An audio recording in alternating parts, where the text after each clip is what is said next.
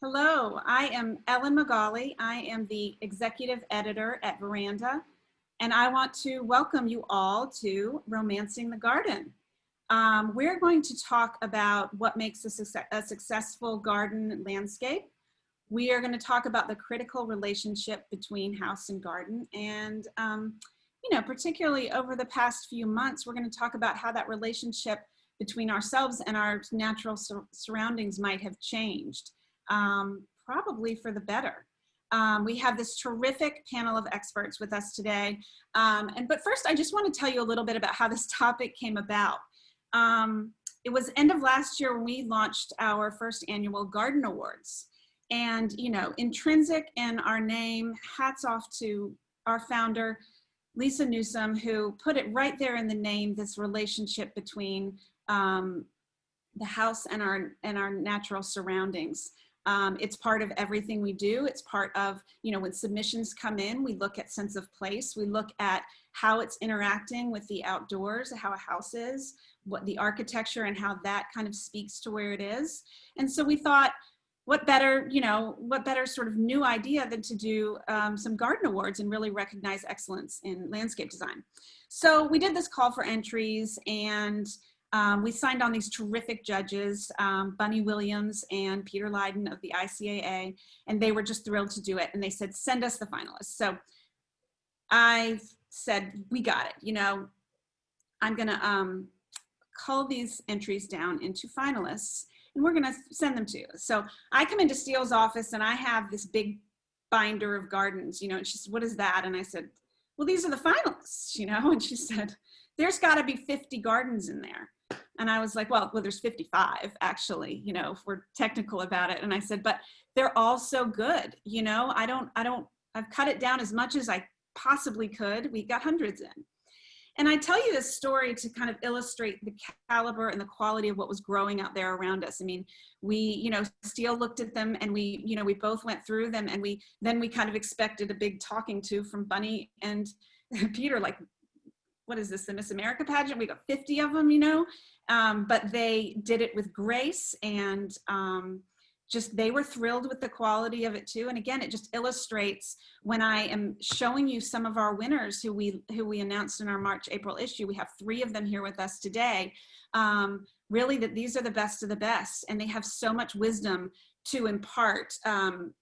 And honestly, every time I talk to them, it just makes you want to get outside, and you kind of feel like you too can create something beautiful. And so we're going to talk about as much as we can in the hour that we have. So that said, I wanted to thank Discover ADAC for having us and for this forum. We all very much trade in ideas, and we are just hungry for these opportunities right now when we can't all be in the same room together. And so I want to thank you so much for having us. And I want to thank Logan Gardens, who is our sponsor, and they are such a great reminder that the showrooms are open, the fall collections are out, and we all need to be out there and seeing what's new, because that's also where our ideas are coming from. So we're going to do a quick message from our sponsor, and then we're going to get right back, and we're going to introduce our panelists.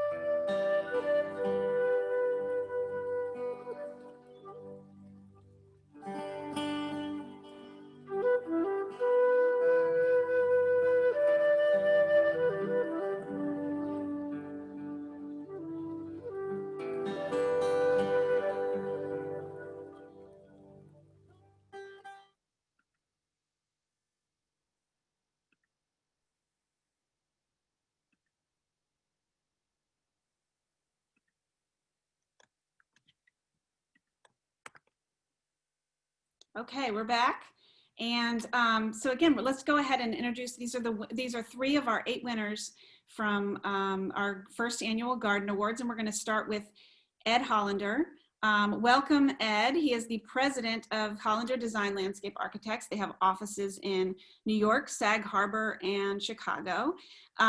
His work, there's about 25 architects in his firm, and his work is the focus of 3 books: Gardens for the New Country Place, The Private Oasis, and The Good Garden. He's won more than 20 design awards and is an elected fellow of the ASLA.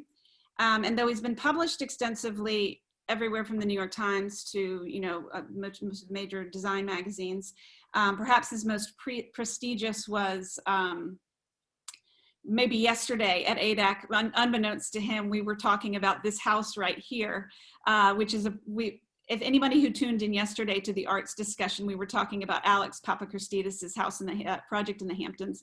And so this is the gardens of it. So Ed, you didn't even know we were talking about you but you were here yesterday, actually. So welcome back. Thank you.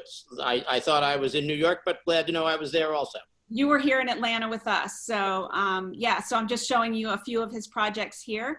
And so Ed, thanks so much for being with us. Happy to do it. Our next panelist is Janice Parker. She is a native New Yorker, and both she and Ed are board members for the New York Restoration Project, which is a nonprofit founded by Bette Midler to bring more green spaces to underserved communities. In the 35 years since she started her firm, her prestigious client list has included Michael Bloomberg, Patti LuPone, and Robert Redford. She is a repeat winner of the Stanford White Award, and I want to say welcome. Welcome, Janice. Thank you so much. Happy to be here. So good to see you. Okay, and our third panelist is architect Bill Curtis, who's coming to us today from Houston. He is a native Texan and founding principal of Curtis Wyndham Architects in Houston, which he opened with Russell Wyndham in 1992. His work has received Palladio and John Staub Awards, and also some of which appears in his monograph, A Vision of Place. So welcome, Bill. We're so happy to have you here as well. My pleasure. Thank you. Yeah, I mean, we talked, so I had these great interviews with all 3 of these masters last year as we were, I was getting ready to write the story. And one thing I knew right away, Bill, I can't remember, I think you might have been the first person I spoke to. And then we just kind of rolled on from there. And I thought, how am I going to fit all of this stuff into like whatever I wrote, whatever it was, like 200, 250 words for each garden. And so this to me is thrilling because, here we go. Let's fit a whole bunch more stuff in, And I do want to mention to everyone out there watching that you can submit questions via the Zoom Q&A function. And so at the end, we're going to try to carve out some time to get to as many questions as we can. As Janice pointed out the other day, we always want to talk gardens, right? You always have people asking you for questions about gardens. Okay, before we get into the actual winning gardens, let's talk about this year and how it has affected our relationship with our gardens. I think that, this conversation is always timely, but right now when people have been living super local, very much entrenched in their local surroundings, how has that shifted our priorities towards the outdoors? What are we hearing from your clients, or what are you noticing in that? Ed, we'll start with you. Well, I think the one thing that's been driven home over the past number of months is that the concept of home has become so much more important to people. And home, I think people are realizing that their home is no longer just the inside of their house or the inside of their apartment. It's the property, the landscape, the gardens. It's everything about where you live has become so much more important. And I can't tell you the number of clients of ours who have seasonal properties, and this year they couldn't believe all these pink flowers they were seeing in April. What were these? Because they'd never been at their house when the cherry blossoms were out and things like that. But I think the concept of home and the concept of garden are so intimately related that it's become more than something to look at. I think there's really the spiritual connection, if you will, between garden and home and family and soul have really come to the forefront, as we've all been trying to figure out how to live through this pandemic. Garden and home and family and soul. Let's all remember that. I'm writing it down so that I get it. Janice, what do you think? I couldn't agree more. And we did a quick survey of some of the clients that we're busy with now and have been doing so much work for in the past to see what worked, what didn't work, what really helped them during this very difficult time. And the answer came back the same, is how to extend their time outside. And I think that there has been a sense always that the interior of the house and the inside of the house is safe. And for some people who aren't that comfortable in nature, the outdoors is a little, edgier and a little less safe. And that reversed. Outside was much safer than inside. And certainly for socialization, for working, for having meetings. And people are really aware of how they want to extend that and spend more time living outside. And I think it's a little bit of a debate as to whether this lasts and whether people's perception will stay like that. But people that we know are actually adding on outdoor rooms, putting in heating elements to their pergolas and their arbors and things to stay outside all winter. And so I think that will last. And I think that perception, I hope that perception stays constant. Yeah, yeah. Bill, what do you think? What have you noticed? Well, as my fellow panelists will know, because I've admitted this already, my tendency is to kind of look at the landscape from the architect point of view, from the house point of view, maybe in contrast to what Ed said a little bit. But as being cooped up in my dining room for the last 7 months, which became my office, I had this wonderful view of the world, the front of my house and the street. And what I noticed was the street became much more populated.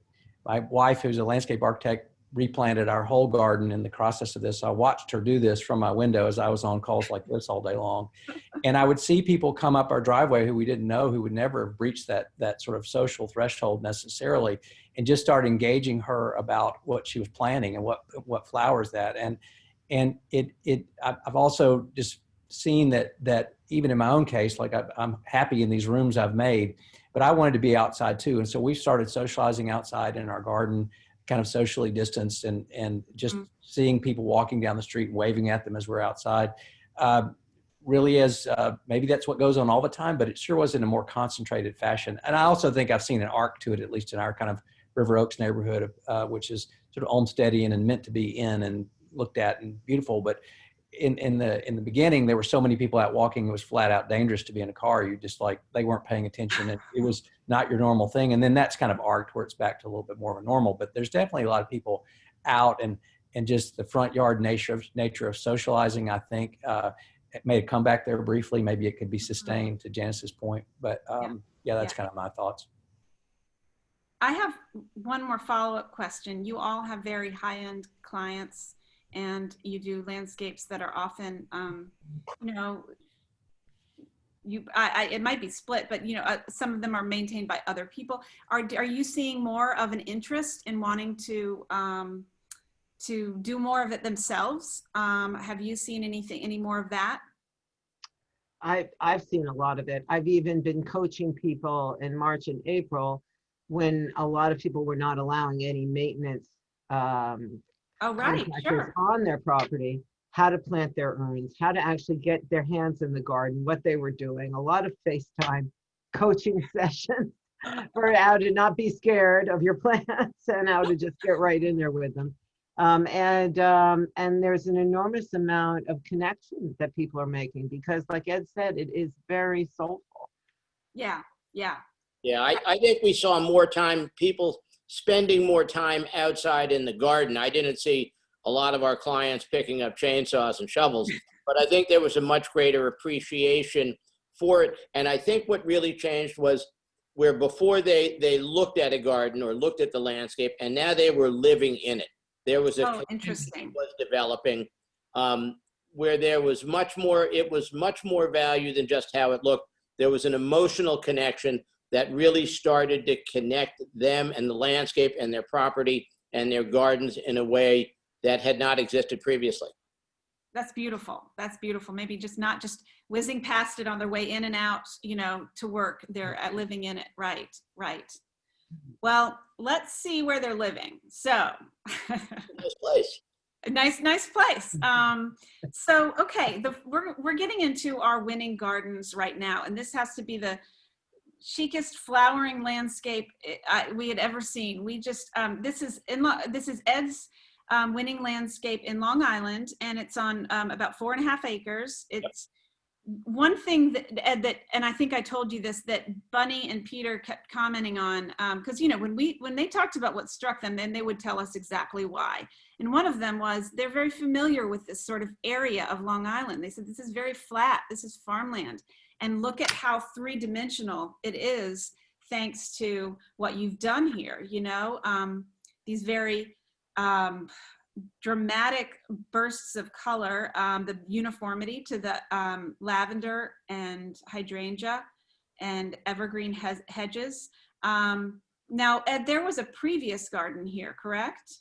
We have actually done several iterations on this property. We worked on this property for a first client who then sold it to this current client, and we changed everything around as the architecture changed also. As the architecture became more tailored and more contemporary, the landscapes responded directly to that. So there are lots of axes that move from inside the house to outside the house. And what will be even more fun for us now is that this current homeowner has now purchased all of the adjacent properties. So wow. we're about to triple the size of this. We're sketching away madly right now, trying to figure out how do we save the best of what everybody loves, and how do we create a new home. And this has kind of grown out of COVID, where people want to have their families around and kids around, and let's have the whole family together in the garden. Well, speaking of family, before I ask you a very direct question that's going to go to everybody about something I noticed in our interview, is that, let me get to this picture. I thought this was so funny. Ed said on one side of the path, speaking of the previous garden, he said one side of the path is simple lavender, and the other side are the cousins and aunts and nieces and the whole Thanksgiving family from the previous garden that you just repurposed. Basically, you tried to save as much as you could. Absolutely. Right. So there's real structure and form that almost grows out of the architecture, if you will, and that collaboration between architect and interior designer and landscape architect is part of what gives us great fun in what we do. But why would you throw away perfectly good echinacea and baptisia and daisies? And so yes, we tried to create a place for the structure of the new garden, yet then tried to create new garden panels or new areas where we could incorporate all of the members of the family, which had been pushed aside in this new marriage, if you will. Yeah, and another thing that I'm sure, as the audience is looking, is sort of this dramatic color. You said there's not 12 lavender plants. Part of that is there's 1,200. I mean, it's the real volume that you've put here to really make an impact there. The largest part of this landscape is made up of not a lot of variety of plants. This is an Ilex crenata hedge with a June yellow-green, white-green of an Annabelle hydrangea about to come into blossom in a row. The crepe myrtles in the background have all been moved 2 or 3 times, and they've been repurposed into the alley that we see there. But there's an editing of the plant material that allows you to make a more tailored landscape, and in this case, a more dramatic landscape than something that if it was a softer mix of plants. So sometimes the editing of plants allows you to create more drama in the landscape. Absolutely. You made hydrangeas modern, very tailored. So now this is, you spoke about standing inside this house and talking about the interior design of it being very clean and elegant. You talked about standing in the living room, I think it was, and that there's no line between where the architecture ends and the landscape begins. Is the relationship with the house the key to everything in terms of the garden? Only if you're an architect. No, and Bill, I don't mean to denigrate architects. We love you. Thank you. I think for if we're going to create a great landscape, that the architecture in the house is actually part of the landscape.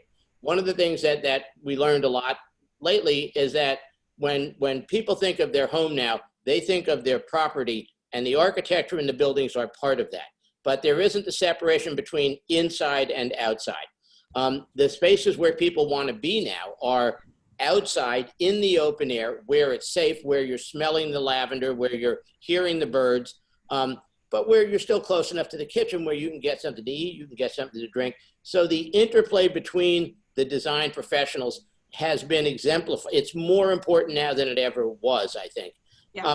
And the real great thing about this is when you include families in the design process and you include the professionals, you get a sense of joy in the landscape that is the result of that. And if what we can do through what we create is to bring joy to people in the landscapes and the gardens where they live, well, then we've done a good thing. Yeah. Yeah. Janice, is that kind of, do you look at it also as an extremely tight relationship between house and garden? Absolutely. I mean, especially now. And then as you use the spaces closest to the house, it sort of develops, and one hope steps into the magic of the more natural as you go further away from the house. But by traveling through the entire landscape with a highly scented path like this and other beautiful plant material, you're really going to keep people outside for a long period of time. Yeah. Yeah. And Bill, as an architect, I mean, this is something that obviously, and you, I won't jump ahead to yours because that was something that was very much informing what the design of your garden. But is that something that this is something that actually shaped your getting into of designing landscapes for your clients as they were kind of looking for your view of that as you're working on the house, you're working on the garden. Right. Russell and Wyndham and I both feel like the house and the garden are completely symbiotic and complementary to one another. And as a fairly ritualistically based architectural firm, meaning thinking about thresholds and passage and scale and proportion and all those things, it can't just start at the front door of a house or going in or out. It has to evolve in and out as if the building has some transparency. In the garden's the receiver of the vantage point of the person within the house, and the house is a backdrop or a complement or an edge to what's going on in the garden. And so we think about designing houses with the spaces that will go around them. Unlike some of the gardens that we're looking at here, which are on very large pieces of property, we're often working in a very constrained kind of ordered suburban environment. And so I know we're going to talk a little bit about that later, but I couldn't agree more that the two complement each other completely. Yeah. Yeah. And this is such a wonderful view here of this sort of alley that is, that again, we were so struck, I think, as we talk about what I think this is probably helpful to those watching, is what really, out of the 55 gardens that I handed the judges, they were like, thanks, but no thanks. You know, what really stood out on this one, it was certainly that drama, and also it was something different, and magazines were always looking for something different. And what we saw was sort of this uniformity in color and a very linear, he kind of made this garden very modern, but I don't think you're thinking about that as you're looking at it, you know. Very cool. So we're going to move on to Janice's garden, which is in the Hudson Valley. And we called this the Magnificent Farm Rescue. This was a resurrected, abandoned Christmas tree farm. And in Janice's words, there were just Christmas trees everywhere. It was, and the owners wanted it to be a gentleman's farm. So you needed, you know, you were looking, as you looked at all these Christmas trees, you were like, and we need to have a pool, and we need to have a, you know, a cutting garden, and we need to have a vegetable garden. We need these lawns, but we have all these Christmas trees. And so you really looked at the history of the property, right? You looked at its sort of farming history to get a start on this, right? Yes, and I think we all do as landscape architects and designers. We look for the history of the land, the story of the land, to see what's there that we can work with that can inform our designs. And often there is no story or it's been erased. But Mhm. here it was very, very clear what had been going on, even to the point of there was a small cemetery on some of this acreage, and certainly an understanding of the Indian tribes. I mean, we had a lot of information. When we surveyed it carefully on foot, because the overall tree survey didn't show us, we found a lot of axial lines and connections, but they had been interrupted with irrigation ditches and swales and old barns and all sort of the effect of a very rundown, almost derelict growing operation. And there wasn't an easy answer because if you cut down all these trees, you're also going to have stumps. And at one point, the clients thought possibly all their friends would come and take Christmas trees, and that would be that. Only there were thousands of What could go wrong? What could go what wrong? could go wrong? There, no one's going to take them all. And so instead of getting rid of them, I thought we could put them into triple road hedges and create different rooms in the landscape. And the background of it all is, I think, you know, the agrarian sense, a farmer's sense of the land is never wrong. They use a discipline, they use a constant grid, and they use an enormous amount of simple, focused discipline when they lay out their plants for very, you know, good growing reasons and harvest reasons. And I think we all relate to that enormously. Yeah. And I wanted to keep them in the background and then give them a future. And it worked out very well, actually. And we connected all the rooms in the pattern of the large old trees that we found, and were able to delineate rooms within it and create a sense of space and enclosure that also related back to the architecture of the house. It's just remarkable. And another thing that you did too was you very much emphasized being a realist with what you were planting, and you said you don't just want to drop off a bunch of kittens and puppies and walk away in terms of of what you're planting. You said that's never going to go well. You know, you're going to need to take into account the deer that are going to be there. You're going to need to take into account what's going to work, and maybe even do it over time as well. Even you all are so practiced at this, so skilled, but even you'll kind of do it over time a bit to see what's working and see what's not. Well, we want to get the client very engaged and be comfortable and understand what kind of maintenance they're taking on to keep the garden. Because when people say to me, I want a low maintenance garden, we all know what that is. That's a parking lot with weeds in it, right? There is no low maintenance. And often it's like that old book, right? You know, I'm just not that into you. If someone has been that into their garden, if they're just dating, it's not a good idea. I would like to see them get very married and batten down the hatches and get a very potent relationship between their garden, their plants, their home, and themselves. Yeah. And then you get magic. Yeah. then they're into each other. Yes, then it's all magic. Yeah, yeah. So I wanted to talk about something else that you said. You said, and it was in particular as we were focused on this photo right here. Mm-hmm. You said, I'm always working against the suburbanization of outdoor spaces. What did you mean by that? Well, so, I mean, I don't mean it as a bad word, but a suburban landscape is something I think that as professionals, we can really excel at, and it can be anywhere. It's relatively generic and formulaic. It works, it has a front, a back, and two sides, but it could be anywhere. It could be in a rural area, or it could be on 150 feet wide by 300 foot long lot, you know, and it has the detailing and the material choices that could also be on almost any kind of property. And when you are handed a property that has very little on it, I think you can start to create a more unique palette and sense of slopes and more excitement and unique land. And it was the same here. It was actually quite simple to find the primeval forest that lurked beyond and connect with nature.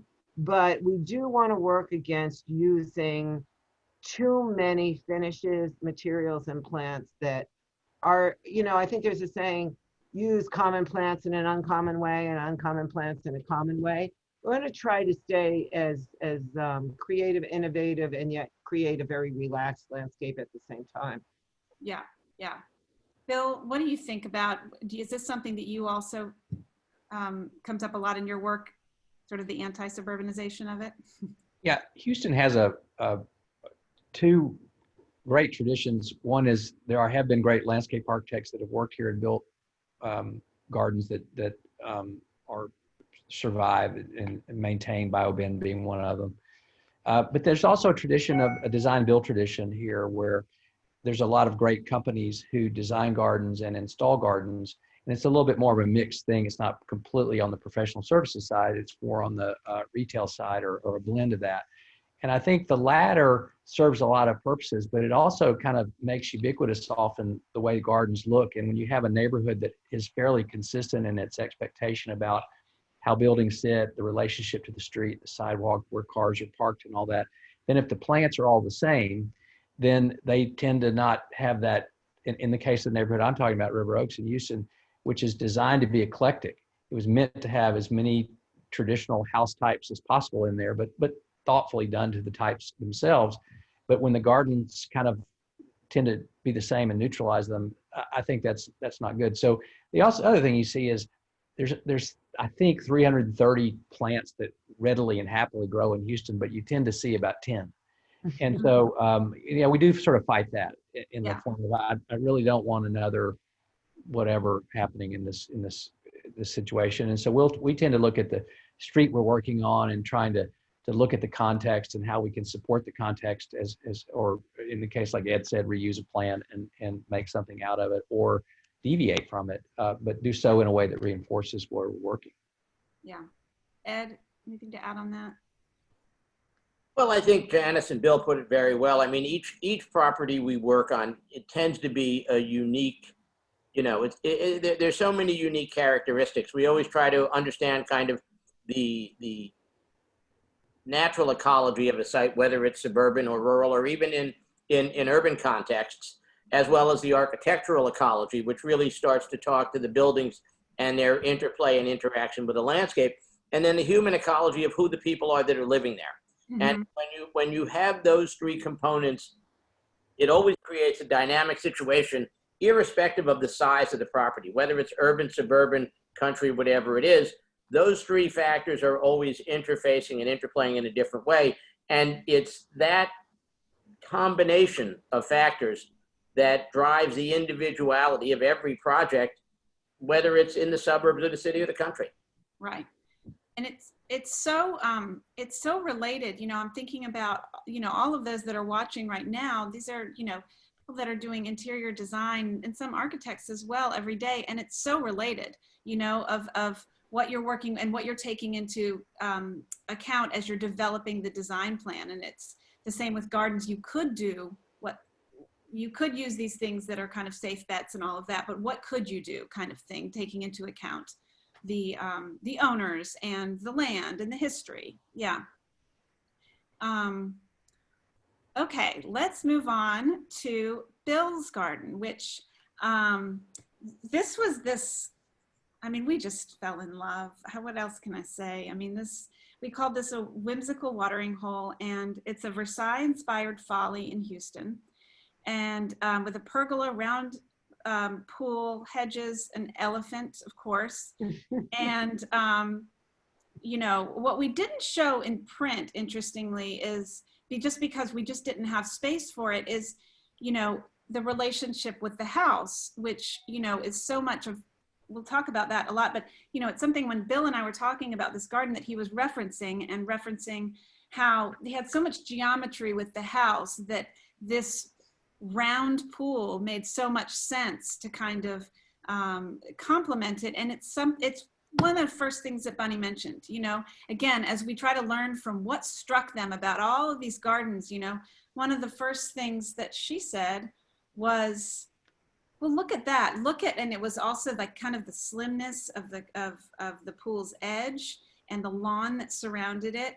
And the other thing that was very striking in our conversation about this were the palm trees. Now, palm trees are not anything that none of us have seen before. These are all there, but you know, one thing that Bill said to me was that these are associated with play. They're associated with pleasure. And so as you look out from this house, it kind of wanted to be an invitation to come out and, you know, and think of it that way.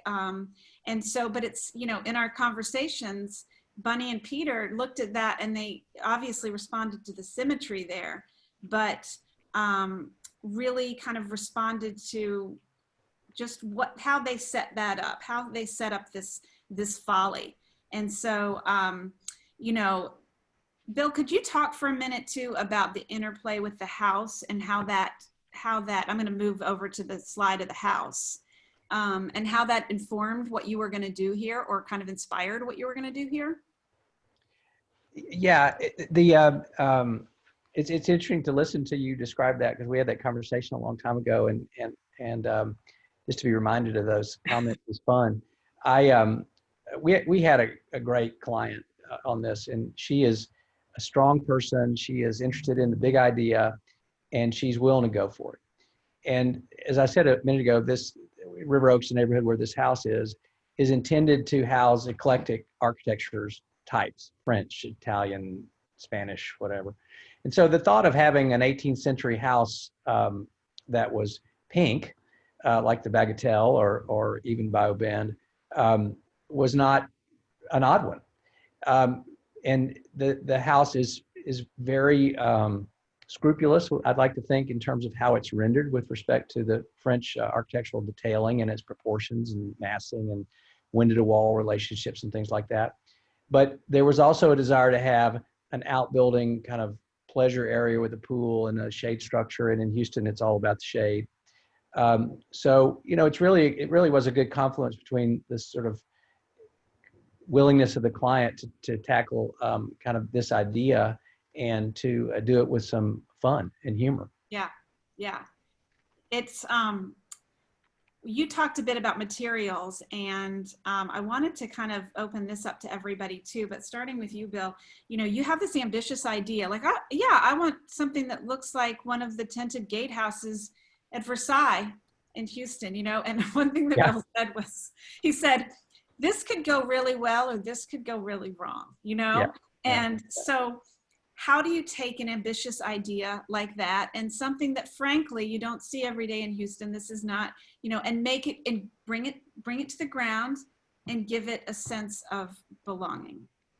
Well, I think it started with the landscape. We had traveled to France with our client and seen a lot of 18th century buildings. And we were at the Rodin Museum one day, and I don't know if Janice and Ed have seen that lovely garden, but we were, this piece of property is square with an L-shaped house on it. And squares are wonderful to kind of be in and observe, but they're not very easy to plan within if you've got to furnish them and whatnot. And so we were trying to get a handle on how we could organize the property relative to the house through the landscape. And so the Rodin Museum really came about as an idea with this elevated plinth in the back where you see the chaises sitting, and having a hedge that kind of retained the end of the garden and letting it bleed over into the kind of more wilderness, mature landscape of neighboring properties. And so it set itself up to be an axial relationship to one of the main rooms, which is a ballroom in the house. But then that picture you saw a minute ago was the edge of the house. So it's looking out at it more perspectively, like you see these pictures. Right. And then, so the subject of the shade structure came up, and we had been to see Malmaison twice while we were in Paris. My client wasn't able to go with us. She became ill, and we went twice because it was so fascinating. And the entry to Malmaison is this blue kind of hard tent-like, campaign tent-like structure. We'd also seen, as you mentioned, these guard stations at Versailles from the 18th century. And so that was kind of in our heads when we came back. So the blueness of it probably came from Malmaison. Our client, Winfort Designs, really did a great job of kind of taking these colors and playing with them and working with us on the stripes. But with respect to how this thing got built, Houston has a great tradition of metal architecture And it's usually supportive in place of columns or things like that. So you see these metal columns that we manufactured. These were inspired by some of Robert Adams at Kenwood House that we saw on the same trip. But the capitals and the bases were actually sand cast. And so they're iron that has been cast in a mold and thrown away when it's sort of finished. So if you were to see them up close, they're incredibly articulate, but they're rough at the same time. So I felt like we were honoring sort of a tradition that is fairly familiar to a lot of people in this neighborhood of the steel architecture. And then the tent, obviously, we wanted it to be a folly. It is the focus of this long axis. And frankly, the palm trees came as a suggestion of our client again, from that sort of fun side of her. And the giant elephant, which is I think 18 feet tall, was also something that we incorporated. But so I think the elephant, the palm trees, and the whimsical nature of the building, kind of all anchored by that plinth and that hedge, kind of tie it all together. Yeah. I love the history of the building materials in Houston. Well, we live in a climate that eats buildings. It's just horrible. And so the use of copper and this iron, this will be here a long time, and they'll paint it again one day, but it won't go away. And that was, you want to have these buildings last and be something that you can over the years kind of continue to enjoy. And so we built it kind of the hard way, I guess, if you will. Yeah. Ed, when it comes to that sense, like ambitious ideas versus sense of belonging, is that something that you run into? Is that something that you kind of have a way to approach? Well, first I want to compliment Bill, because every time I see this picture, it makes me smile. Yes. And anything nowadays that can make you smile and bring joy is an enormous achievement. And I'm jealous that these people get to live here every day and wake up and look out and see if the elephant's still there. But I think all of us as designers have to have a certain amount of, belief in our designs and a little bit of courage, because we all started out when we were younger doing things where we really had no idea what we were doing. And we tried things that might work and might fail. And I don't know about Janice and Bill, but I can think back on my career and things that didn't work out exactly as we had hoped or planned. And when I got out of graduate school, I knew everything about trees and yet still managed to kill, a lot of plant material. So I think you have to accept that we're human and that we can fail and that some ideas work better than others. But you've got to, at some point, to have the conviction of your ideas, and you can't be afraid. My wife sometimes looks at what we're doing and what we're spending, and she just thinks that there's a fearlessness to it, because you're suggesting ideas for clients, for designs and gardens and spaces that can be very complex to build and very expensive to build and plant and maintain. And yet still, you have to say this, but it's going to be great. Trust me. Yeah. Trust me, it's going to be great. It's going to be great. Janice? It is great, Bill. And I think for me also, and I think for a lot of clients and people, the elephant, the whole feeling of there are so many plants like weeping hemlocks and other specimen plants that I think we can anthropomorphize, if I can pronounce that word. I mean, plants become like a shaggy donkey or Snuffleupagus from Sesame Street outside, and you can feel so much affection for this space because of the animal in it. I think it's brilliant.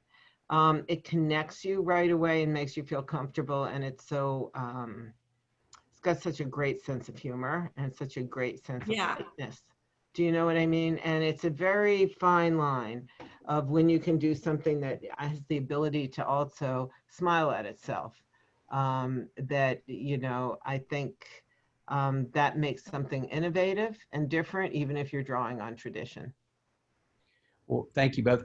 Ed, I agree with you that there has to be a certain amount of fearlessness and that matches, your confidence when you do this, because these opportunities don't come along every day, and you have to recognize it, and you have to be prepared to recognize it. And in this case, as I've admitted, there are a lot of ideas in here that are not mine, but that we were able to kind of incorporate and make a whole out of it. So Daniel Burnham is attributed, there's a quote attributed to him about making no small plans. And that's how I feel about things, is make something great, because it's going to get diluted a little bit over time, or it's going to have some compromise made to it. And so start with a great idea, and a great simple idea can be just as wonderful as a great elaborate idea, but have a great idea. We get asked by clients when we come up with designs frequently, well, where have you done this before that I could look at it?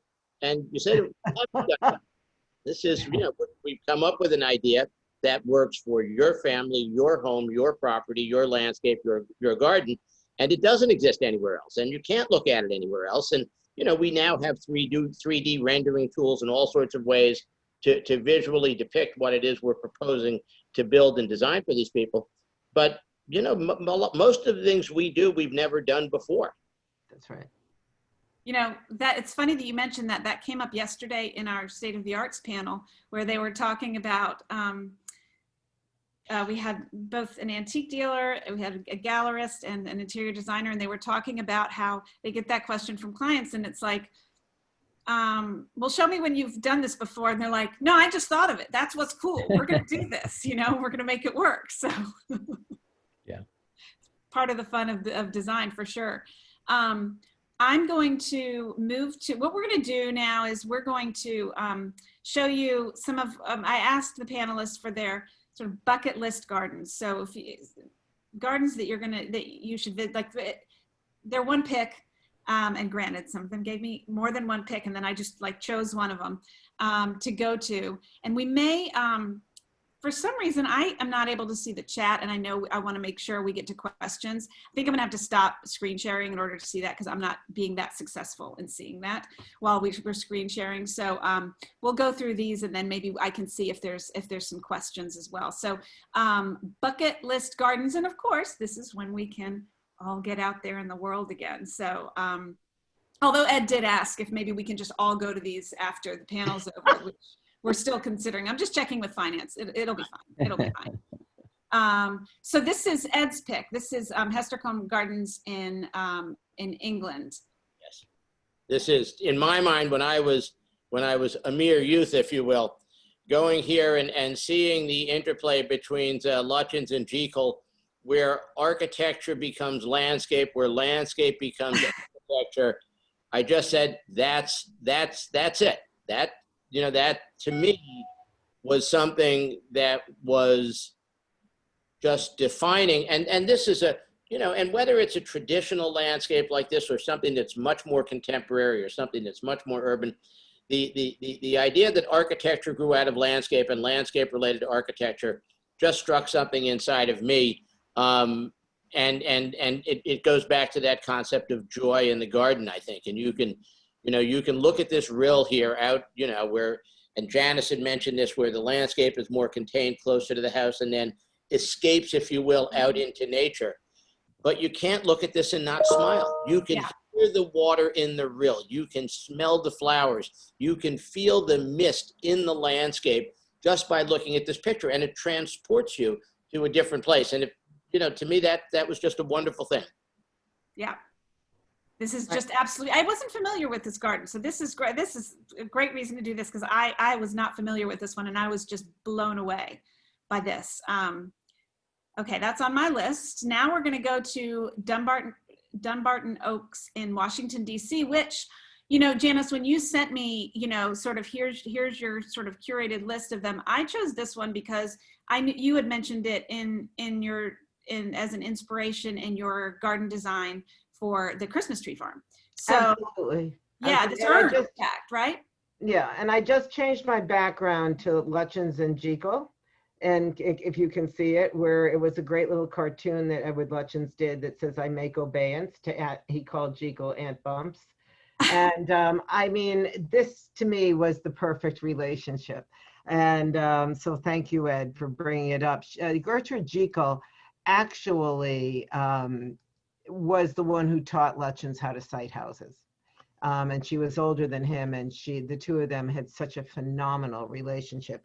Dumbarton Oaks, to me, is a true American garden set on classical lines, but done also by a woman, the first woman landscape architect in the country. She was the first, a founding member of 11 members in 1899. And I am truly impassioned by studying the early female landscape architects, and and their role models and what they were struggling with and the ground they had to break, literally, not to make a pun, the ground they had to break to create this career that I am so fortunate to and so lucky to spend my life in. And this was a collaboration. It started in 1921, and they had so much fun, you can tell. And Yeah. there are such wonderful pictures of it was a couple, the Blisses, and they're all standing outside with plywood cutouts of the ornaments and of standing, you know, measuring things and trying everything out before they built it and really carefully thinking about it and taking more than 20 years to come up with all the different things that they did. And it's on axial lines, but they had so much fun. I mean, they broke away all the time. And there are so many different elements here and so much interesting detailing, some that works, some that doesn't, some that's held up, some that hasn't. It's an incredible encyclopedia of, I think, a relationship between a patron and an artist and nature and the garden. And also just, I mean, here was a tennis court. They turned it into a mosaic water garden. They were having fun with this garden. And it's personal, it's exciting. This little balcony that you're actually, you can't tell, but you're stepping out over the tennis court. And when you step into it, you have a slight, like, it feels like you might fall off. And so everywhere you turn, everywhere you go, you are actually feeling something from the way the steps work, or, you know, a little bit of danger, a little bit of edginess. Oh my God, there's some water running down this fountain or these stairs. I guess I try to go at least once a year. Really? Really? Yeah. Well, you know, I am thrilled at how much the idea of play and fun and joy have come up in this panel. This is fantastic. So I just wanted to note that before we keep going, is that that has come up so many times, and I think that's amazing because Landscape architects are generally very immature. It's one of the things that's working. good to know. Okay, Bill, you had chosen the King's Kitchen Garden at Versailles. Why?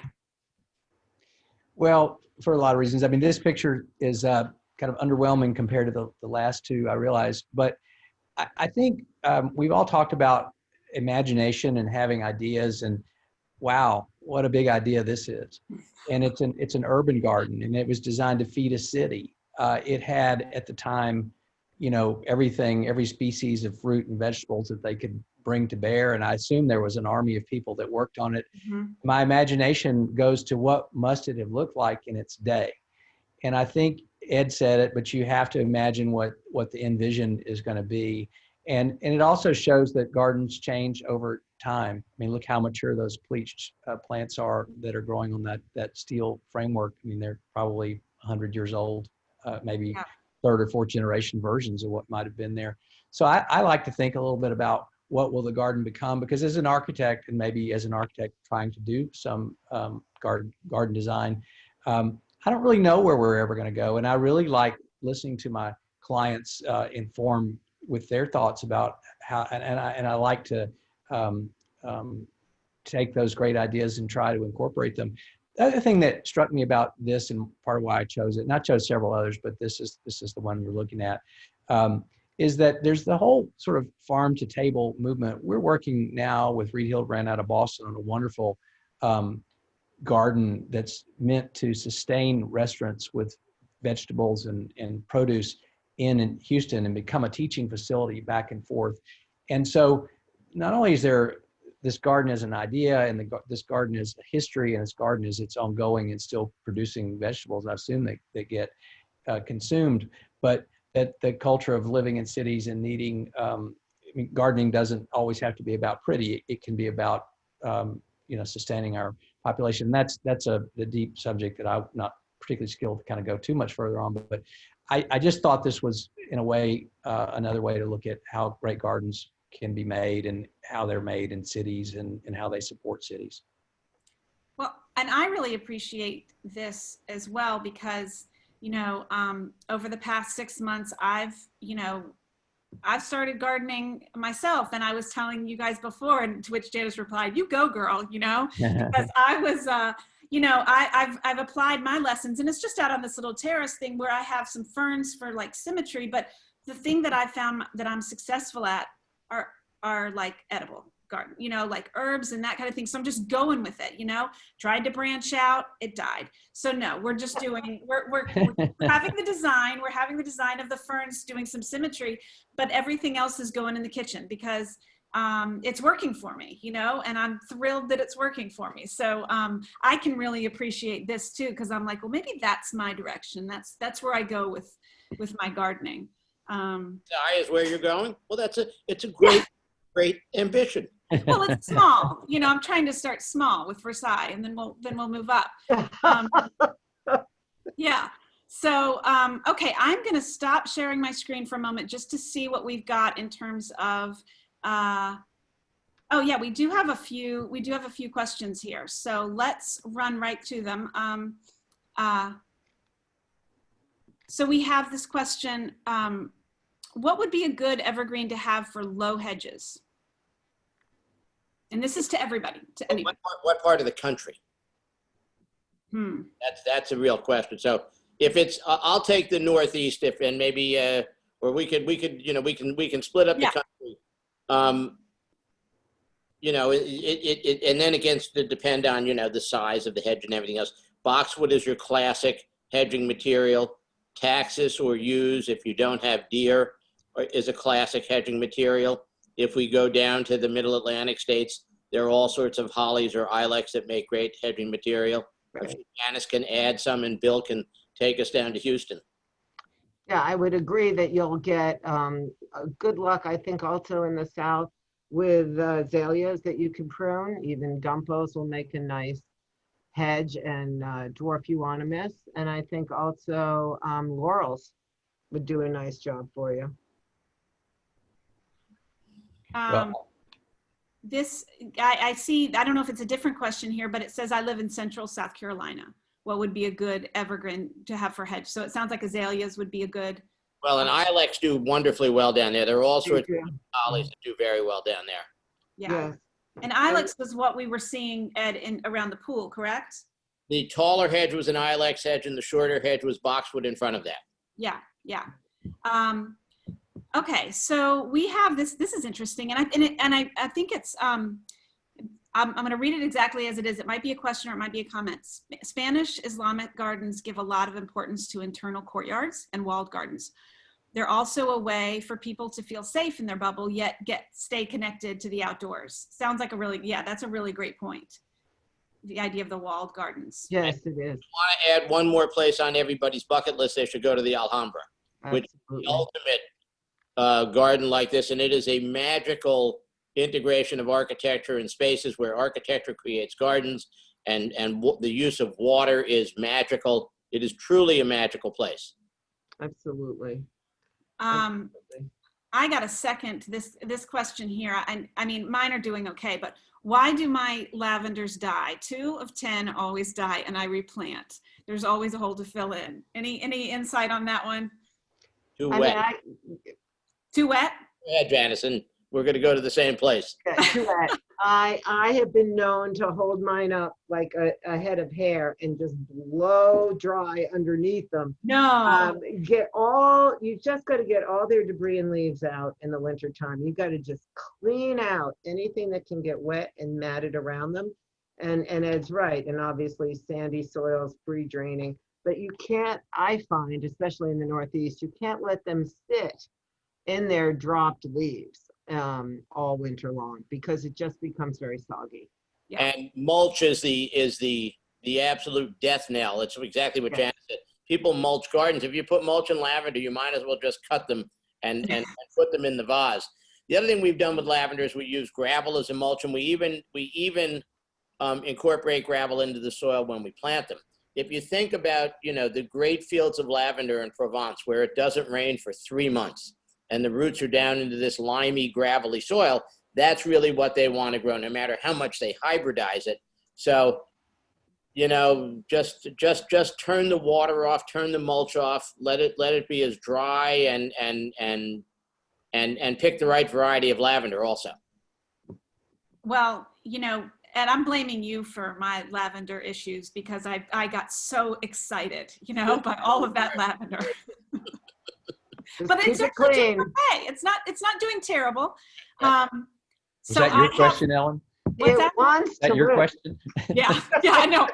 Like I have a question from this panelist who, you know, am I saying this right? Arborvitae, A-R-B, Arborvitae. arborvitae, all turned brown and died in my Chicago suburb. How often should I water? They probably didn't die from lack of water. I mean, if you didn't, because it rains in Chicago, so that's an incredibly complicated question, not knowing anything about it.